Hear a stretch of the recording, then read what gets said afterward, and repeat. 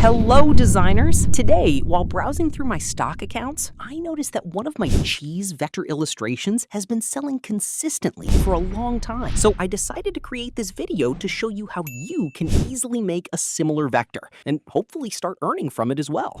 Before we jump into the video, I want to thank my Patreon and YouTube supporters. If you'd like to support me too, you can check the link in the description and join my Patreon. For a long time now, I've been sharing videos on this channel showing how to create different vector designs. In one of those videos, I actually created this cheese vector. I'll link that video above so you can check it out as well. Recently, I noticed that this specific vector has been performing really well on stock platforms.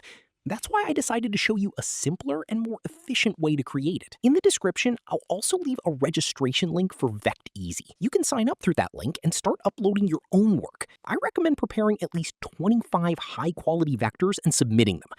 Make sure to export them in EPS format for better approval chances. Also, a quick tip. When naming your vectors or adding hashtags, avoid using the word vector in both the title and tags. Vecteezy does not accept that. Once your vectors get approved, they can slowly turn into a source of passive income. You never know. A vector you don't take seriously today might become your best-selling asset in the future.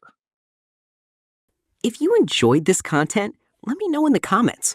Based on my years of experience with stock platforms, I can definitely create more videos like this for you. If you'd like to see which types of vectors sell the most, which ones generate the best income, and which platforms bring the highest sales, make sure to like the video and leave a comment. Also, if you run into any issues with Vecteezy, feel free to mention it in the comments. I'll do my best to help you out. You can find the Vecteezy registration link in the description. And finally, thank you to everyone who watched until the end.